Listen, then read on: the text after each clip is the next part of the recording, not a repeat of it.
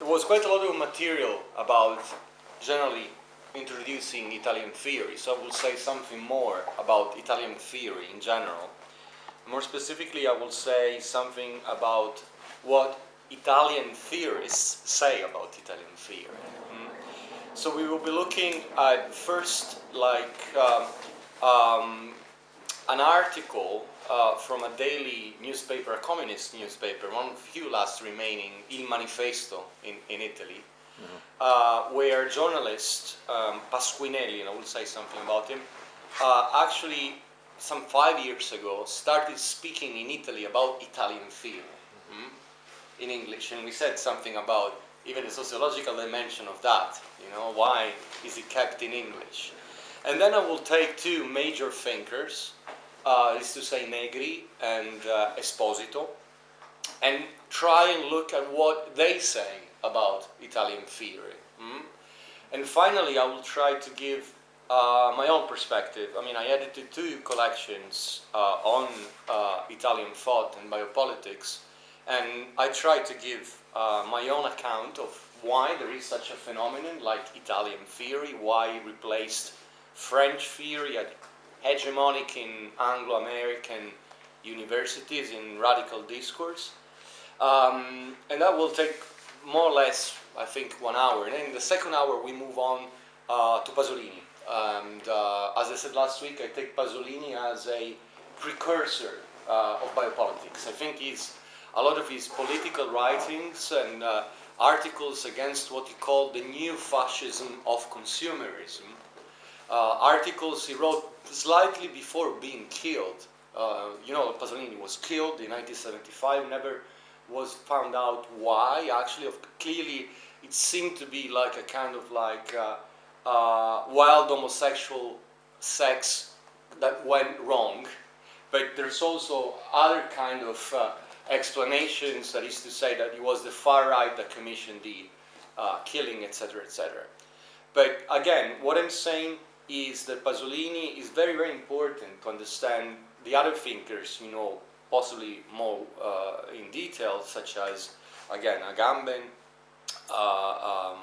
Esposito, and Negri. The connection between Agamben and Pasolini is actually quite existential one. Agamben, he comes from this privileged intellectual Jewish family in Rome, and as a kid, he was 17, 18, he was very close to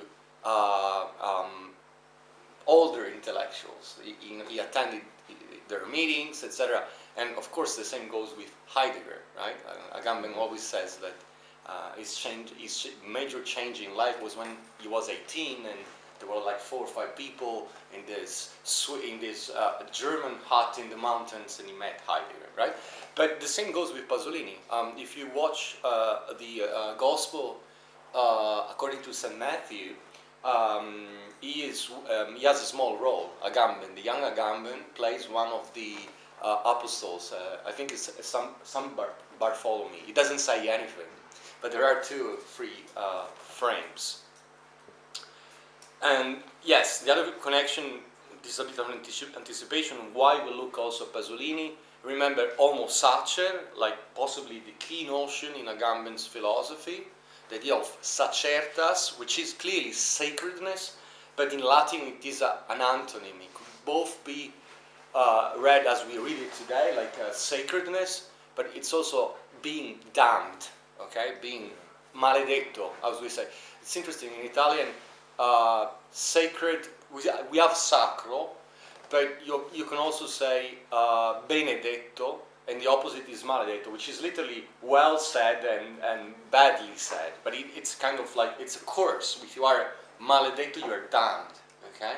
And sacer thus contains these 2 meanings in the original Latin, and clearly this reversibility of sacredness into something damned is crucial for Agamben when he speaks about life, naked life.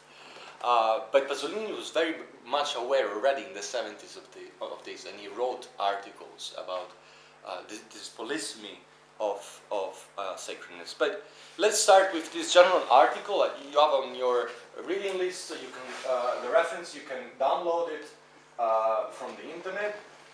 Is a friend, Matteo Pasquinelli, is like an independent researcher about my age, and he's kind of like, he writes the philosophical pages for Il Manifesto. Manifesto is 40-year-old by now. Now there are problems, as always, economical, financial problem, but a Marxist far-left daily, quite popular in Italy. So what does Pasquinelli say about Italian theory? Well, a number of things I've also said yesterday, but it's important to summarize them. And it's also important to say that Pasquinelli, in a sense, is one of the people of my generation quite close to Negri. So you will see that there's a lot of overlapping between what he says, Pasquinelli, and then what Negri says about Italian theory or Italian thought. So one point. First point, well, it's a matter of fact that Italian political leftist philosophy has become recently, in the last 10 years, hegemonic, we use the Gramscian terms, in Anglo-American universities. There's a lot of interest. I mean, not only Anglo-American, but initially we were talking about Italian theory here. It's that maybe 10 years ago it would have not been so interesting, not so well received. The second point Pasquinelli makes is that there is an interesting short circuit. What is this short circuit? That, according to him, and this is also Negri's idea, this phenomenon of Italian theory, today's phenomenon of Italian theory, is a kind of diaspora of Italian thought abroad that was the consequence of the repression of what Pasquinelli, but also Negri, called the Italian anomaly of the 60s and 70s. What does it mean? I mean, in the 60s and 70s, and I'll return to this in different occasions, Italy went through a very, very quick economic boom. Italy, until World War II, was a quite rural country, quite poor. In terms of economics, by, say, the late 60s, Italy had become the 6th, if not 5th, major industrial country in the world. So, of course, society was changed radically. And this is the object of a lot of critiques that Pasolini puts forward in terms of the critique of consumerism. Pasolini is very harsh on this. He says things such as Italians are happy, they can still live in suburban huts, like poor houses, but as soon as they get the television, he says in the 60s, so everything is okay. Italian anomaly is the same as what was under critic of Pasolini, yeah? Well, it's not the same. I mean, it's the other side, it's a good side. So you have, like, between the 50s and the 70s, like a very, very quick growth economic, and also very quick growth in health for most Italians. This is the first time Italians can buy a small car, a washing machine, kids can go to university for free, etc., etc. So consumerism, of course, brought a lot of critique as well. So in the case of Pasolini, a very personal critique, but also, as we said yesterday as well, there was a lot of far left critique. And that's what we call the Italian anomaly. But it was not mainstream, it was just an anomaly. It was a mainstream anomaly, we can put it like that. That is to say, there were many different, we talked about this yesterday, like small political groups. One is, for instance, Potere Operaio, revolving around Negri, but there are many others, Lotta Continua, a number of small Maoist parties. To give you just an example of, you know, it was not mainstream in terms of when this turned into parties, when some of these small groups decided not to be extra-parliamentarian, but to run for parliament later on. At times they had like even 5% of the population's vote. What is interesting is culturally. If a country called the Maoist-Leninist Party, if a party called the Maoist-Leninist Party of Italy, in '67, manages to organize a rally of 60,000 people in Milan. This is weird, you know. We are in the Cold War, we are in the West. Nevertheless, it's a very strong left wing. So this is the point, a critical left wing. A critical left wing with regard to what was the Communist Party of Italy, which was, on the other hand, a very strong parliamentarian force. The Communist Party of Italy, from the end of World War II until the collapse of the Soviet Union, when the party said, okay, we are over too, was the second major party in Italy, always, after the Christian Democrats. But of course, if you have an institutional Communist Party, this encourages also the critiques from the left. Is this clear, in a way? So, let's go back to Pasquinelli. Pasquinelli, what does he say? Well, there is a connection between Italian theory, the phenomenon we are talking about now as an intellectual, academic phenomenon, very popular in America especially, and then back to Europe, and what happened back in the 60s and the 70s. That is to say, in the 60s and the 70s, it's the crucial point, in a way. Italy was, in a way, an experimental ground for progressive thinking. So there is this connection, according to some intellectuals now, those close to Negri, and I return to this point, in saying, look, the experiments of the 60s and 70s stopped by the early 80s, but now there is all this interest in Italian theory because there is a connection. I think it's a good, I will return to this, but I think it's a good point as long as it applies only to Negri and the post-workerists. It doesn't apply, for instance, to Agamben, who was not involved with the far left in the 60s. And then there is another problem with this account, and the problem is that we are missing 2 decades, and I will return in my personal understanding of Italian theory. 80s, like, say, from the early 80s to the late 90s, what about that? How can you say there is a continuity if those years are missing? Is this clear, this point? I mean, there is a connection. This is the claim made by the Negrians. Pasquinelli in this article makes it very clear.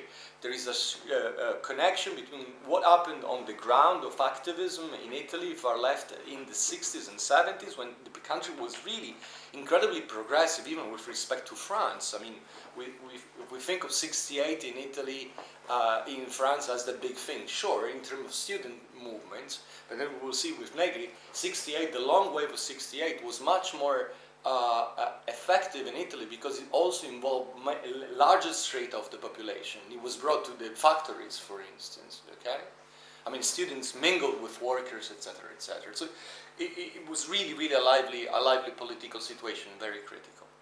Now, the third, and I will return to this idea of the Italian anomaly of the 60s because it's also important for Negri. The third point for Pasquinelli is similar to the one I made yesterday. It is to say that Italian theory today, Italian, let's call it radical, and I want to problematize that adjective, thought, is made by 2 components, mainly. One is the post-workerists, so Negri in primis, but also Paolo Virno, about who we spoke a bit yesterday. I'm actually translating a book by him right now. Lazzarato, who is now quite well known for his work on the precariat. And then there are other names in economics. We will say little about that, but people like Marazzi, and I will mention him later on today because he has some interesting work on dyslexia and the new economy, quite original. So this is the galaxy of post-workerism. There are a number of writers, with Negri in primis, who is a philosopher by training. He was a professor of philosophy before, in a sense, being imprisoned and condemned for.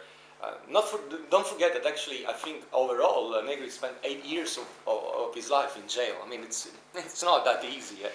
So you have this galaxy, and then Pasquinelli in this article says, then you have the Foucauldian galaxy, the galaxy of biopolitics.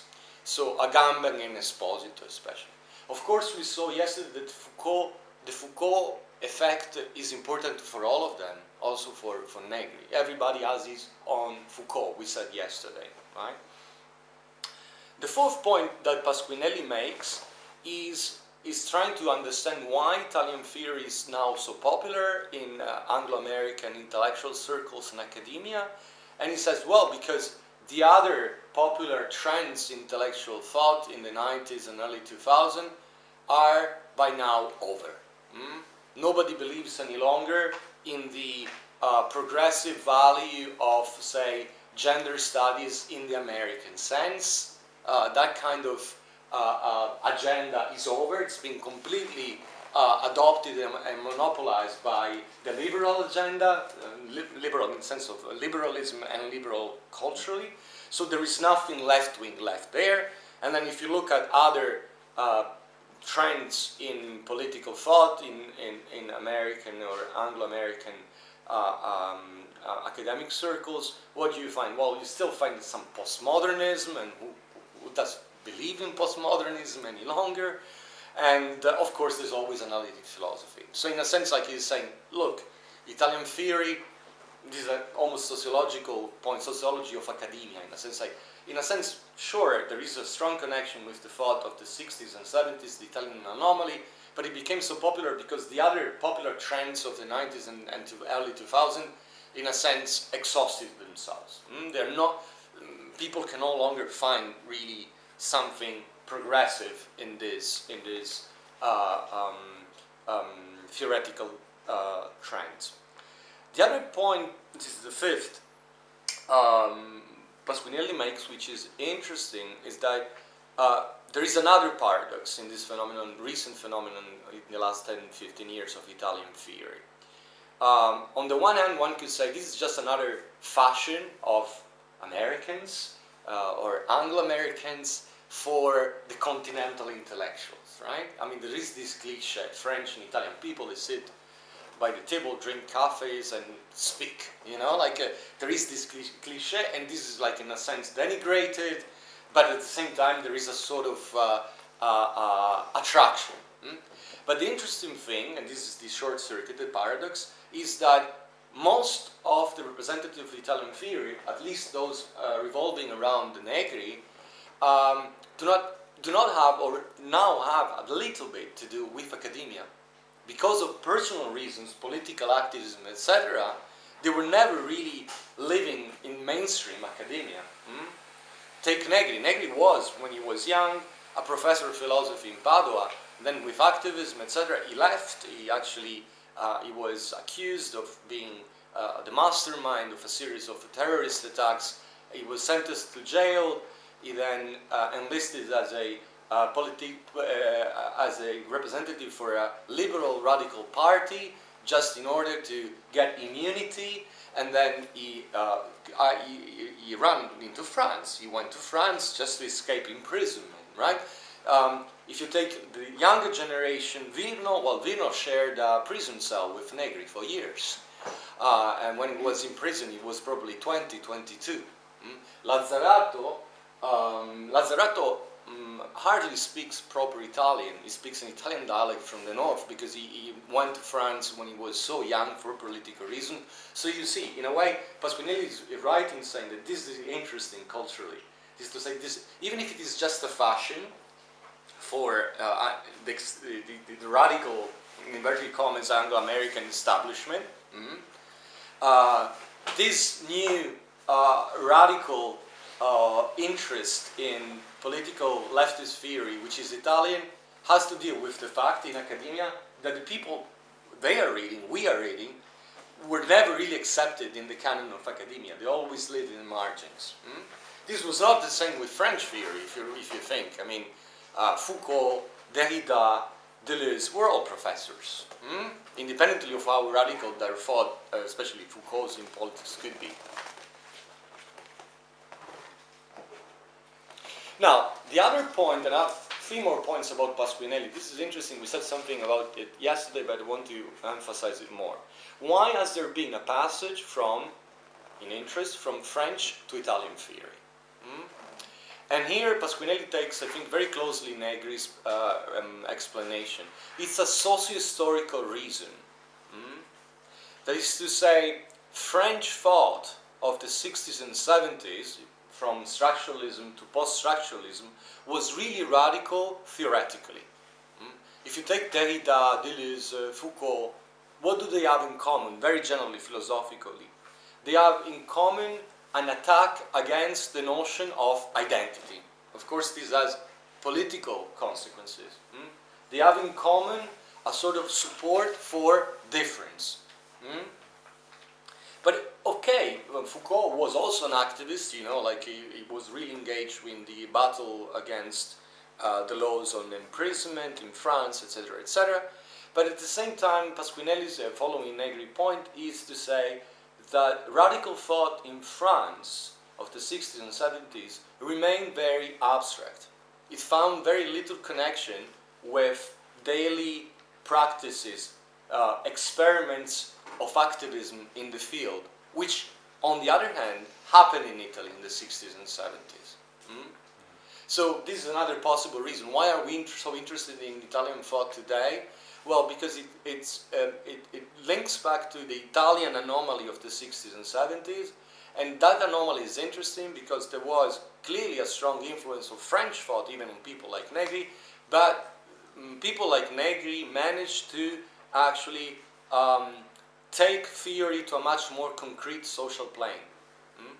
To use a Foucauldian term, we could say there were practices of micro-politics, micro-power, especially with regard to, if we take like the two differences, the important class difference and gender difference, and I will say more with regard to Negri, what these experiments involved in Italy in the 60s and 70s.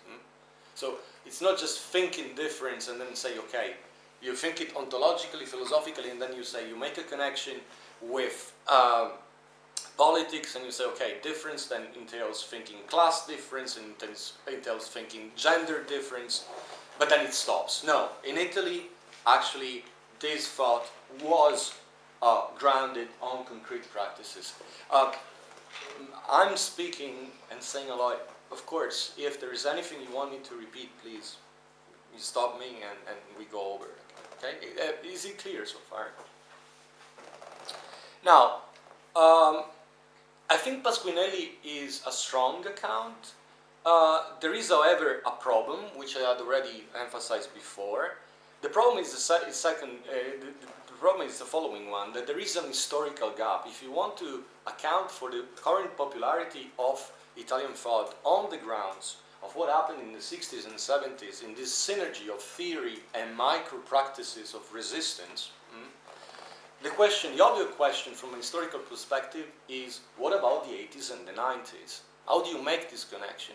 It's clear in the case of Negri and the Negrian because it's the same guy. So the post-workerists can easily say, well, our connection with the 60s and 70s is that we are post-workerists because there was workerism, and we spoke about workerism. So it holds for them, but it doesn't hold for the phenomenon of Italian theory or biopolitical theory as a whole. Agamben was never an activist. Esposito is a quite traditional academic philosopher, so there is no there is an historical gap. What do we make of the 80s and 90s? And I will return to this point when I speak about my own interpretation, because I think there is much to be said about this. Just to give you a brief idea, the 80s and the 90s was a time of deep intellectual and cultural crisis, social crisis in Italy. You know? If you think the 80s and 90s is in a sense like the end of the 20 progressive years of the 60s and 70s, the economy changes. Of course, this is global after 73 and the oil crisis, but in Italy it is felt much more. Italy is no longer a laboratory of widespread, in a way, progressive politics. It becomes a quite reactionary society. The proof of that is actually the rise to power, first in terms of like mass mediatic visibility, and then concrete power up to becoming first minister, prime minister of Berlusconi. I mean, the 80s and the 90s in Italy, first with Berlusconi's televisions and the kind of culture that he promoted through those televisions, and then when he went into politics in 1994, in textbooks of 20th century Italy, those will remain the Berlusconi year. And in a sense, like, Italians became a bit like Berlusconi. You know, like, we bought his propaganda. So, you see, this is a historical, sociological problem for me.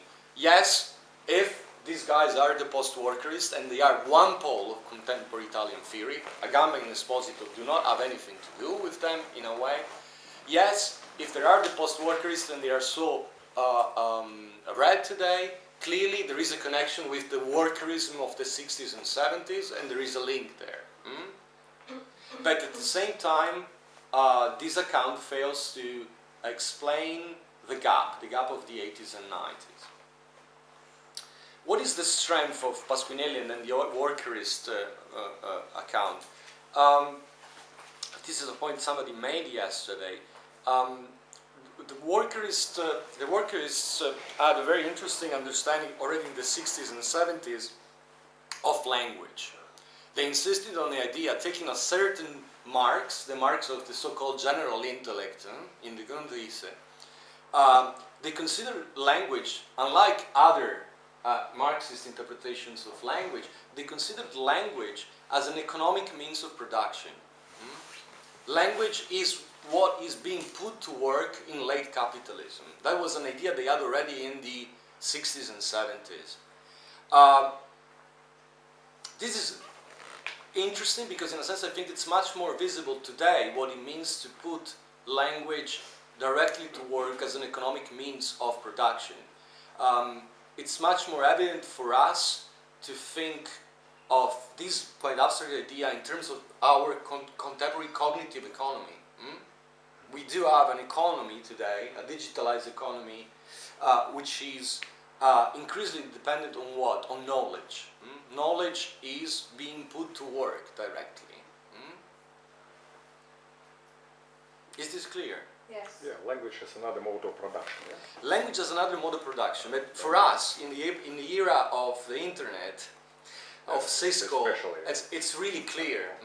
If you have like a heterodox Marxist movement that speaks about that in more theoretical terms, but already puts this forward as an agenda in the 60s, this is like a good anticipation of what was going to happen. You know, like very bluntly put, it was difficult if you want to make an assessment of capital and its exploitation to think in the 60s and 70s of a phenomenon like the internet and the digitalized economy. We were still, you know, in full Fordism in the 60s and 70s. So I think this is the strength of the workerist and post-workerist understanding of Italian theory. Why is Italian theory so strong today? Because there are post-workerists relating back to the workerist tradition who insist a lot on this idea that what we are now into in this phase of capital is a kind of cognitive capitalism. Cognitive, also they use the term biocognitive economy.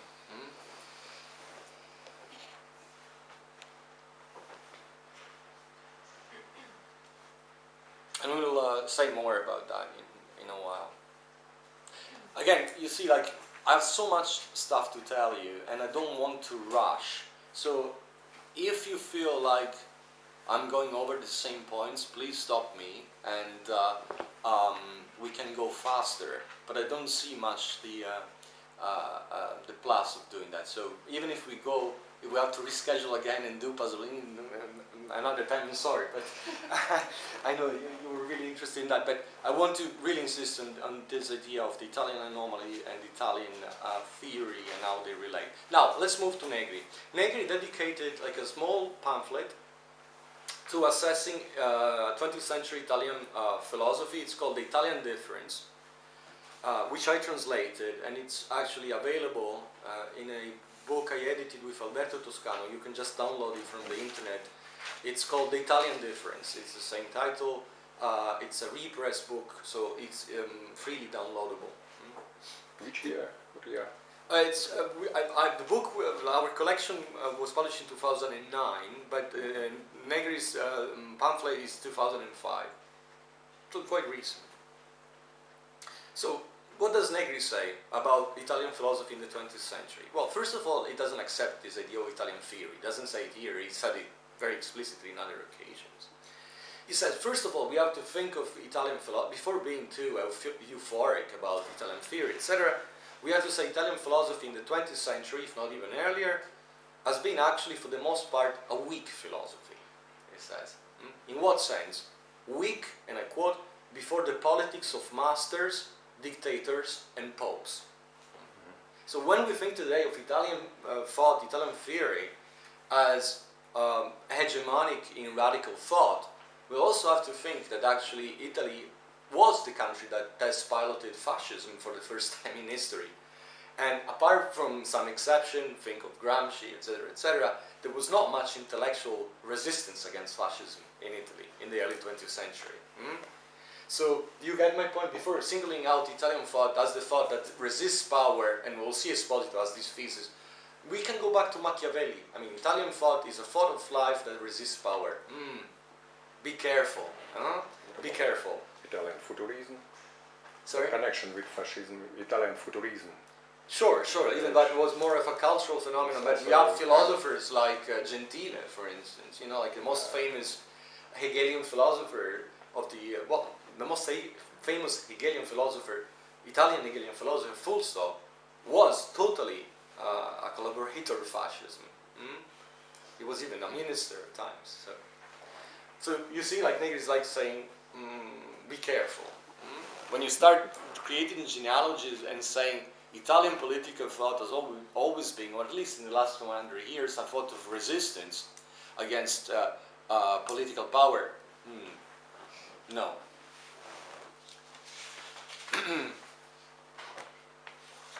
However, Negri says he singles out three exceptions.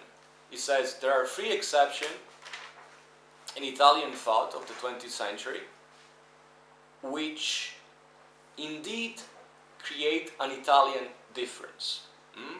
Indeed create an Italian difference, that is to say, a thought that in different ways was new and resistant to power.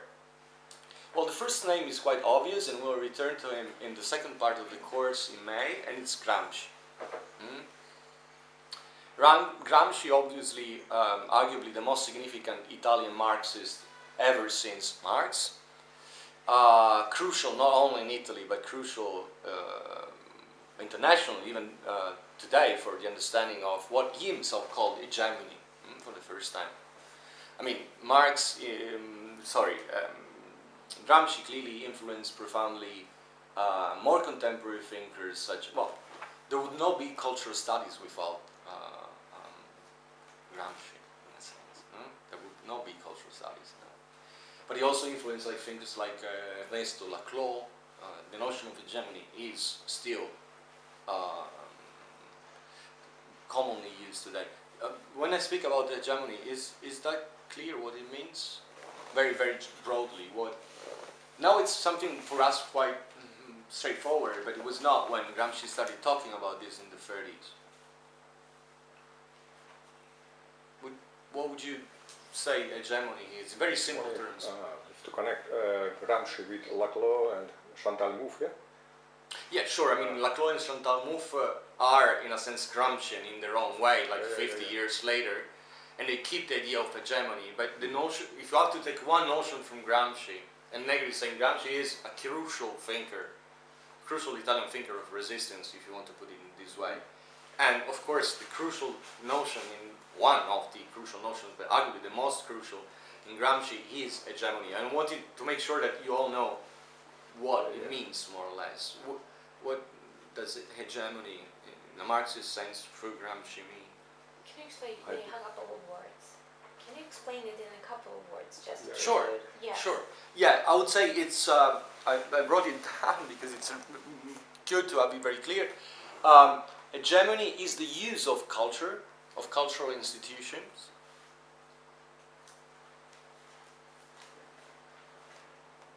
to maintain power in capitalist societies. It's a way in which capital uses culture to maintain power. I think that would be like straightforward.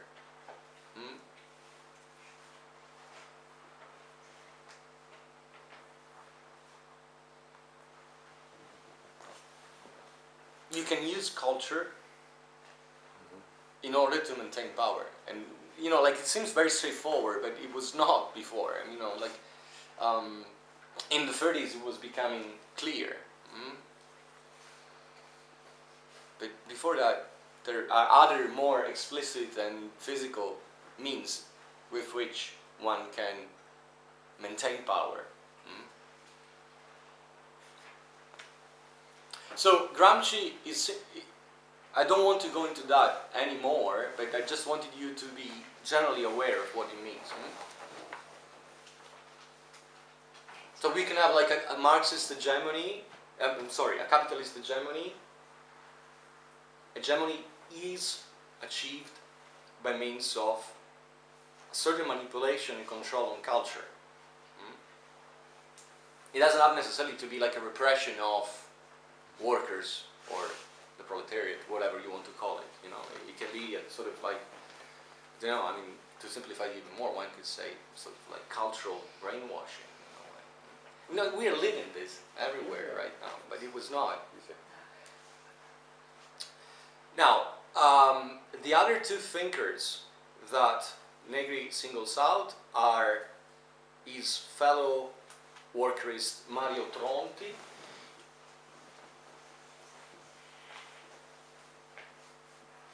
with Negri arguably the key intellectual of workerism in the 60s. And the third name is actually not so well known outside of Italy, but even in Italy, is a leading feminist of the 60s. She's still alive and writes, Italian feminist, Luisa Muraro. Now, why Tronti? Well, we already spoke about workerism yesterday, and we said that workerism, in a way, prefigured a certain new way of directly engaging with the working class itself without intermediaries. So in a sense, the basic idea of workerism is that already in the 60s, the roles of the traditional organization of intermediate organizations between the workers and political organizations, that is to say the trade unions and the party, the Communist Party, was already over. So the point literally was, for them, practically, to go to the gates of factories and talk to workers. That was the, I mean, if you want to put it very, very bluntly, that was the point. And bypassing what was, especially in Italy, given the strength of the Communist Party, the very present presence of the mediation of the Communist Party and, of course, the Marxist or para-Marxist trade unions. So in one sense, it's like workerism preached or intuited first the lack of necessity of mediating connection with the workers through, I'm repeating the same point, traditional organizations like the party and the trade union. Now, let me just say something about Luisa Muraro, because we won't be speaking a lot about feminism, but I think she's an interesting figure. Up to a certain point, there are some connections with the feminism of Irigaray in France. I don't know if you know Irigaray. So it's called, very bluntly speaking, feminism of difference. And clearly the gender studies, American gender studies influence of the 90s and early 2000 has made us forget, I think, the radical aspect of this kind of feminism. And I think it was defeated by history, the feminism of difference. What do I mean? What do they mean about by feminism of difference? Well, it's not feminism of equal opportunities. The very definition. The main point on the agenda is not equal opportunities. The main point is difference. From gender point. Yes, but also political. So equality between men and women is of course important. Muraro would argue, clearly. I mean, we don't want to be as women inferior to men. So all the progresses of the last 150 years are positive, universal suffrage, etc., etc.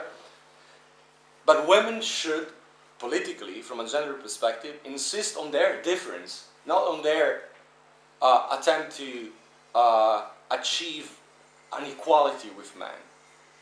Why? Because only insisting on their difference, they can indeed redraw the very social structure of society.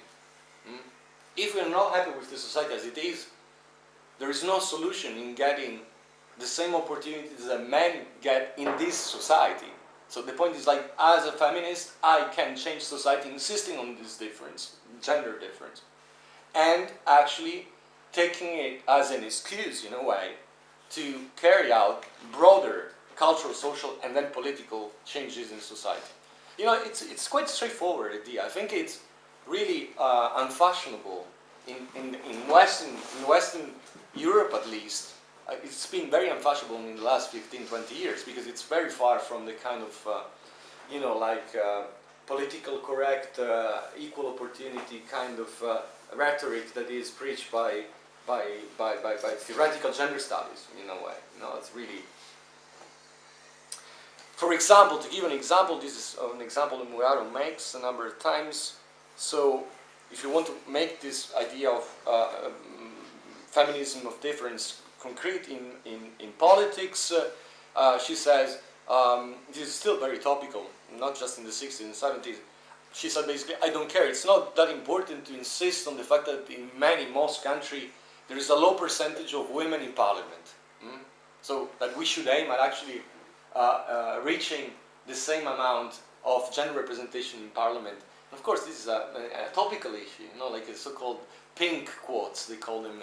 You know, like even in academia, when they're hiring a professor in America, they say, we encourage women, we encourage ethnic minorities and women. This is precisely the opposite of what she's saying. So, for instance, in terms of like political representation, she says feminism of difference is not about insisting on the low percentages of women in parliament, but, and this is provocative, she said, maybe this is a free choice of women. I mean, maybe women have understood that parliamentary democracy is not a way to represent their political demands. The fact is that, and now it sounds pretty weird, but thinking of the collectives that people like Muraro created in the 60s and 70s in Italy, that could have, you know, had wider impacts on society. So, you know, like if we accept the fact that our political feminist agenda is to reach, this is a concrete example, but a good one, the same percentage of representation, then in concrete terms, we are accepting this kind of parliamentarian democracy. And of course, you don't have to be a woman to say, maybe this kind of parliamentary democracy is not really for me. I mean, like think of Badiou or Zizek, etc., etc. Years later, I mean, it's all critique of parliamentarian democracy as a fake democracy. Another way to put this, Muraro would say, rather than focusing on emancipation, so what women could be if they had more rights or equal opportunities, we should try to identify how feminine freedom is already at work and politicize it.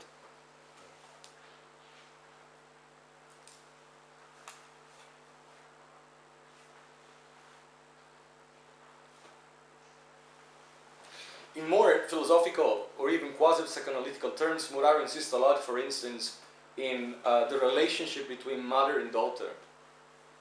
I won't go into that, but her idea is that the relationship, which is, you know, socio-biological in a way, because it's like part of what we are as a species, as a speaking animals.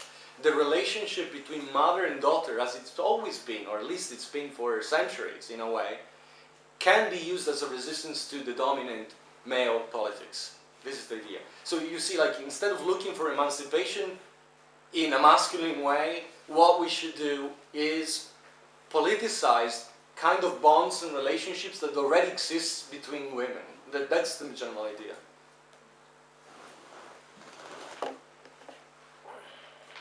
So basically, again, Negri says, one, we should not be Negri said, one, we should not be too enthusiastic about Italian theory, and remember that actually Italian thought was, for the most part, in history, at least 20th century history, a weak thought with regard to political power and even dictatorships. Don't forget that. And then he singles out these three names. So Gramsci, quite obvious one, Tronti, and then Muraro. Muraro has been, Italian feminism of difference has been translated in recent years. So if you Google and look for things, you should be able to find quite a lot. There is one article by her in this collection I edited, the same in which we have the piece by Negri.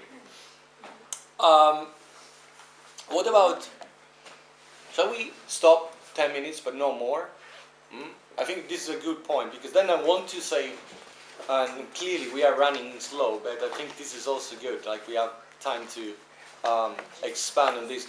I want to say something more specific on Negri take on Italian difference. So what it is, he calls it the Italian difference. So he doesn't accept the definition Italian fear.